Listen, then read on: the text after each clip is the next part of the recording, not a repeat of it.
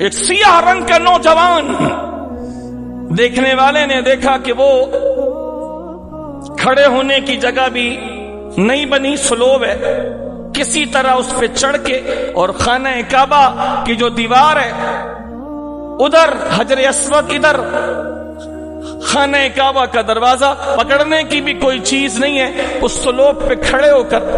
وہ خانہ کعبہ کی دیوار سے ملتزم کے پاس سینہ لگا کے اور چہرہ چپکا کے وہ دیر سے کھڑا ہے۔ دوپہری کا وقت ہے، دھوپ چلچلاتی ہے، لوگوں کا رش ہے، لبیک اللہم لبیک کی صدائیں ہیں،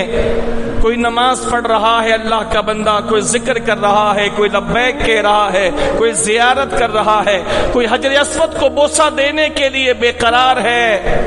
کوئی باب رحمت کی چوکھٹ کو پکڑ کر کے اللہ سے زاریاں اور عاجزیاں کر رہا ہے۔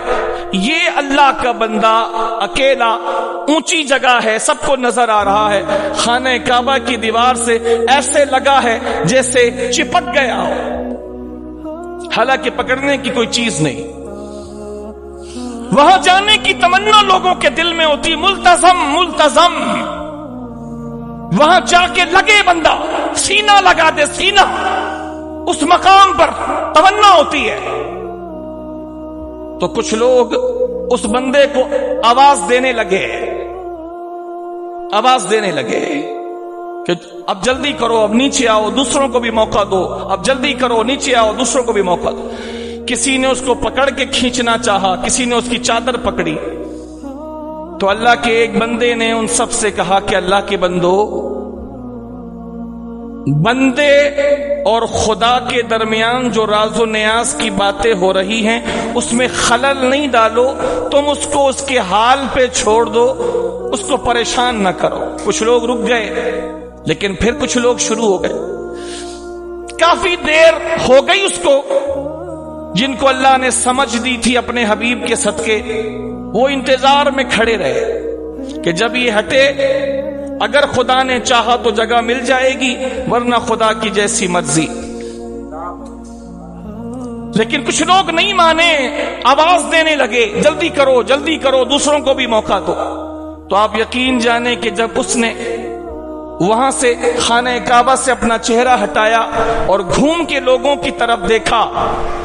تو اللہ کی قسم اس کا پورا چہرہ اس کے آنسوؤں سے تر تھا، زار و قطار رو رہا تھا، اپنے رب سے باتیں کر رہا تھا۔ نوجوان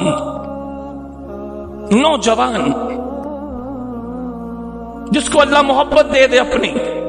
نوجوان، شاید اس کی عمر اتنی تھی کہ شاید اس کی شادی بھی نہ ہوئی ہو، نوجوان، آنسوؤں سے اس کا چہرہ تر۔ اور پھر اس نے لوگوں سے کہا، کیا تمہیں اتنا بھی خیال نہیں ہے کہ ایک گناہگار بندہ اپنے رب سے باتیں کر رہا ہے اور تم اس کو پریشان کر رہے ہو؟ اتنا کہنے کے بعد اس نے دوبارہ اپنا چہرہ گھمایا اور ملتزم سے چپک گیا۔ پھر اس کے بعد کسی نے اس کو نہیں چھیڑا، جب تک وہ روتا رہا، چپکا رہا، روتا رہا، نہ جانے کیا اپنے رب سے کہتا رہا۔ اور ہمیشہ سننے والا خدا اس کی باتیں سنتا رہا۔